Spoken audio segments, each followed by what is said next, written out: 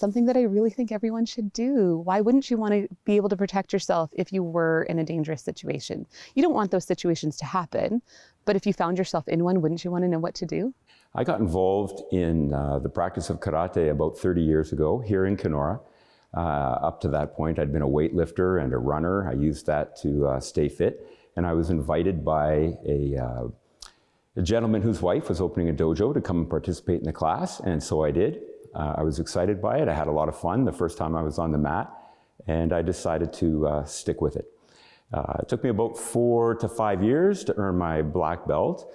And I continued studying with some other local martial artists until I had achieved my 3rd dan. And during that time, I developed an interest in self-defense.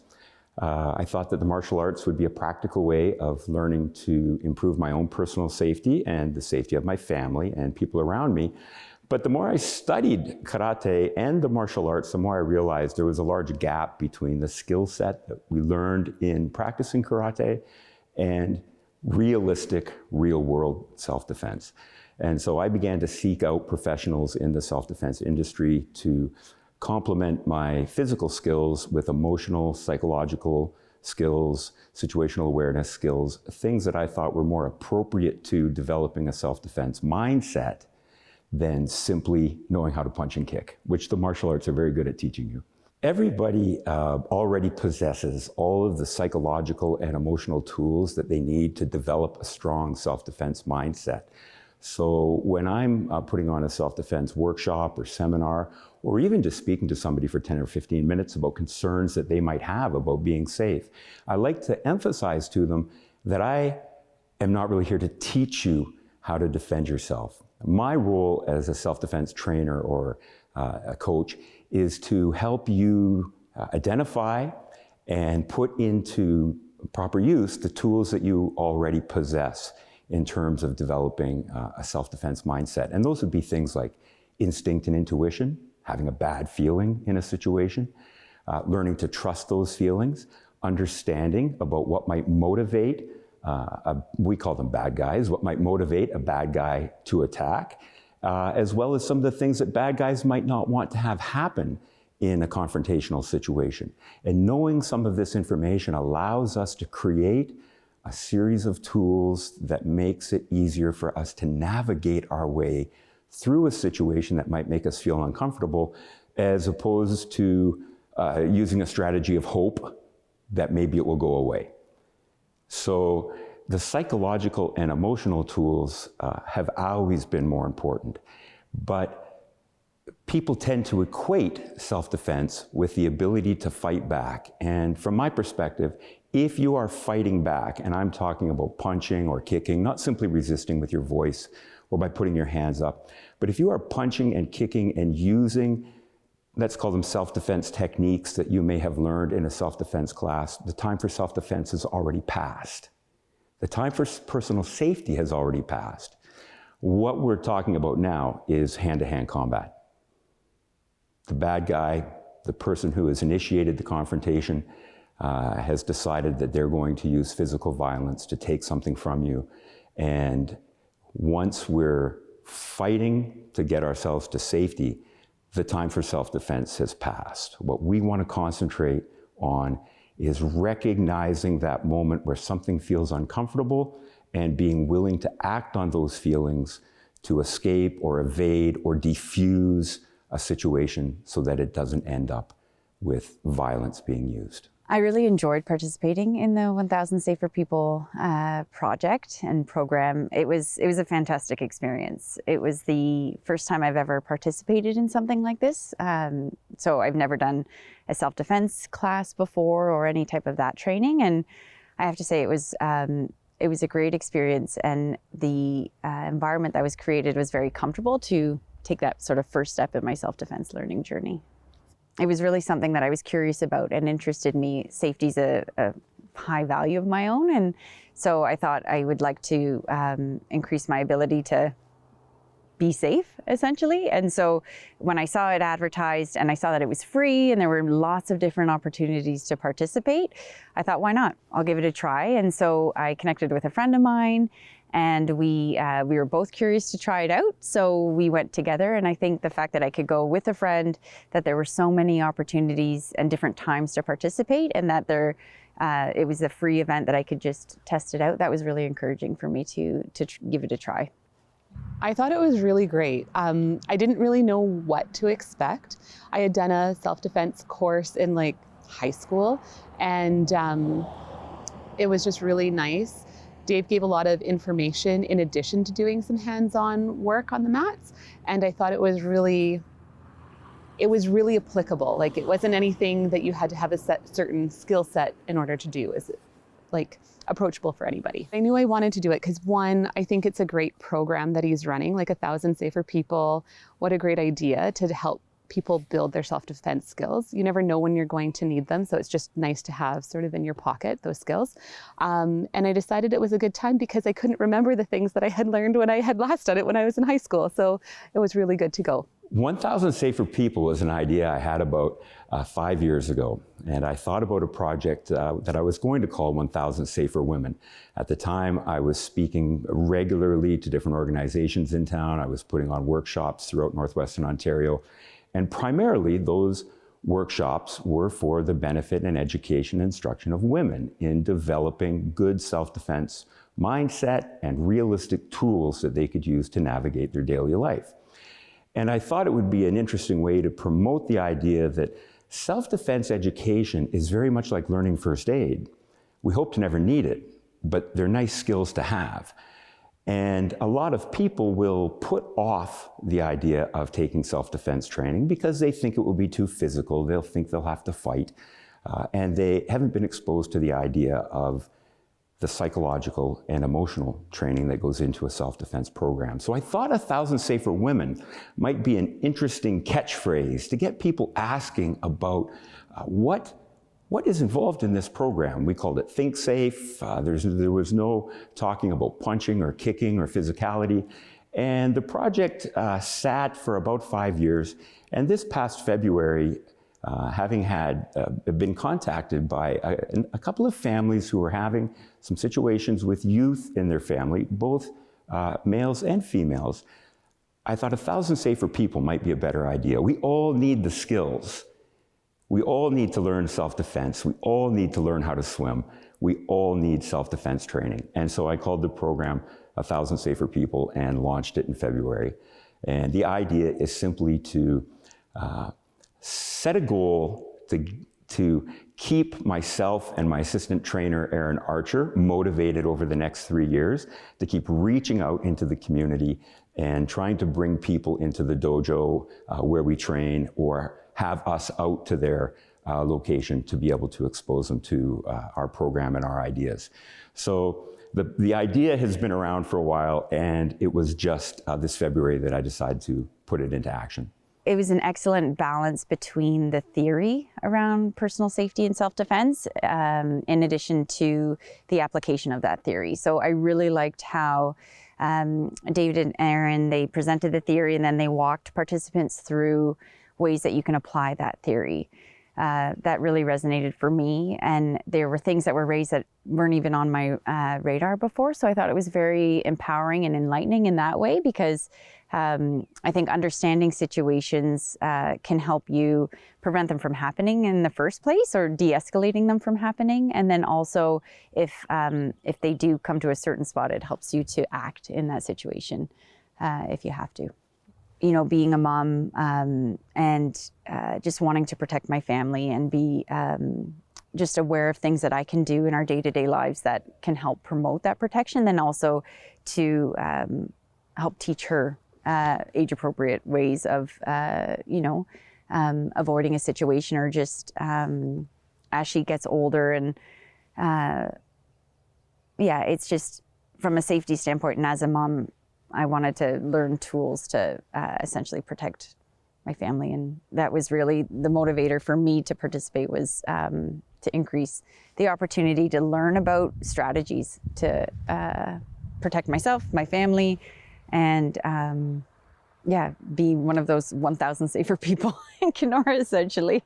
A lot of the information that he gave, it was just really practical information, and information about violence and why violence happens and just ways to sort of avoid being in those situations. But also he gave some really great strategies if you happen to be in one of those very highly unsafe situations, what you can do to save yourself.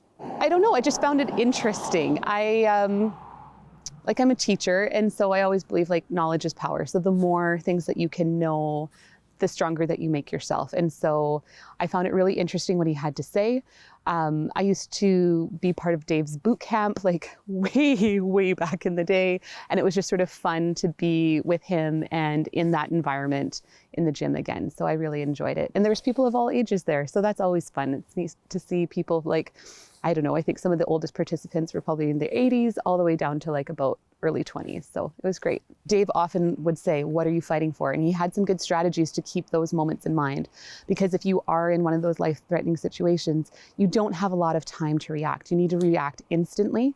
And so he had some strategies to help you keep your mind on and be focused into fighting for your life in those moments. And I thought that was really powerful. I have 2 younger daughters, and they're too young to be part of his 1,000 Safer People right now because I think you have to be 13 and up. But I definitely will want my children to take the course when they're older because I think self-defense skills are important for everyone at every age, like not just young kids, not just young women, but everyone at any age. Violence can happen to anyone, even if you are in your 70s, your 80s. And I think it's important to know what you can do to protect yourself. Well, I just knew that I didn't feel like I had great self-defense skills. I'm a pretty trusting person. I'm pretty easygoing. I probably would be a great target for someone. So it was really good to get in that mindset, refocus on how do I keep myself safe when I'm in those situations. I feel very safe in our own community, but we do travel a fair bit. And I travel alone sometimes. And so it's good to know what to do if I were in one of those situations. If I could say one thing about the program that I think it would be important for people who might be considering taking this training, it's important to point out that it's not a boxing program, it's not a wrestling program, it's not a martial arts program.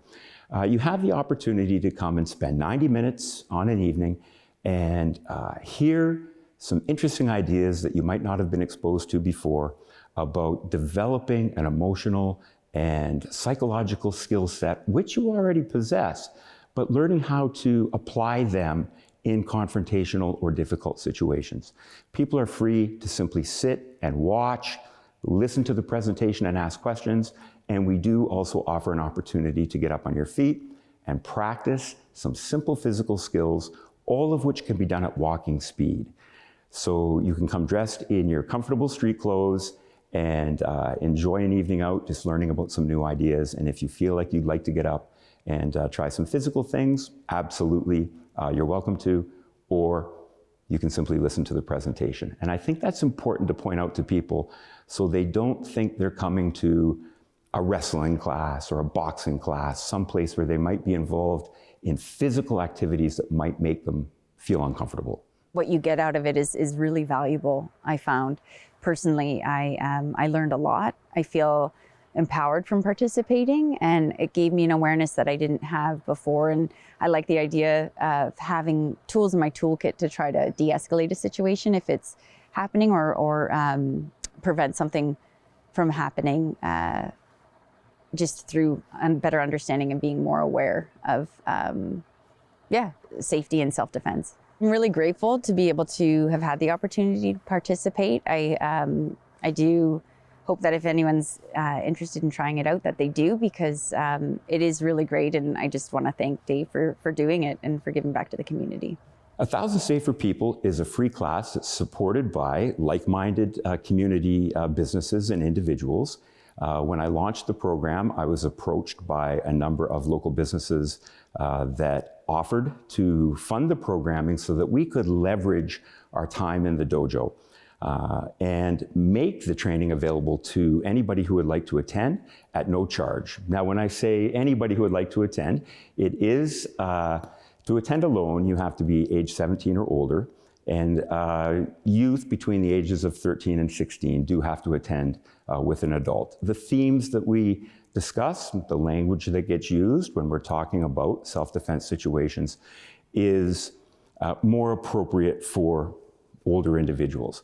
We do have a youth program that we can offer, but 1,000 Safer People is designed to try to get adults and youth developing a self-defense mindset. So it is free to attend, and the fees for the program are covered by local businesses and individuals who have made contributions to the program and help to drive it forward. If people would like to attend a program, the best way to get in touch with us is by email, and we use the email handle 1000saferpeople@gmail.com.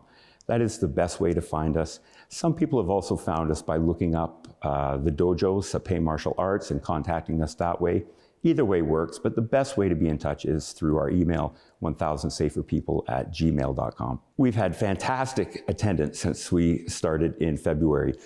We have put on 11 complimentary sessions, training sessions here at the dojo, and we've had more than 175 people exposed to the program. So we are somewhere in 13 to 16 people per night, and that is just about the capacity that we're able to handle. Much more than that, it starts to get a little bit crowded, and we want to have the opportunity to interact as much as we can on a one-on-one basis with everybody in the room for a few minutes, and be able to help them feel comfortable developing the skill sets that we're working on. So I would, at this point, say a success. It is important for all of us to have a basic idea of how to manage a confrontational situation, how to diffuse a situation which might be developing in front of us. Those are skills that we could use in customer service. We could use them on the job. We could use them in a situation where we might have to approach a supervisor or a manager and discuss an uncomfortable situation. Learning how to manage our emotions and the way that we're thinking in a difficult situation is an important skill for all of us. But statistics also tell us that 1 in 5 females and 1 in 5 males are going to face an incident of violence at some point in their lives. Now that could be just a verbal confrontation. It could be pushing and shoving. It could be somebody using inappropriate language or looking at you inappropriately. And it's important that we understand how to recognize those situations and what actions are appropriate so that we more effectively can diffuse the situation, evade the situation, or escape from the situation, as opposed to having it continue to escalate into something that we prefer not to have to deal with physically. So, as I mentioned earlier, self-defense skills are very similar to first aid or swimming skills. Important skills to have, but if you know CPR and first aid, you don't go to a restaurant hoping that someone will choke so that you can use them.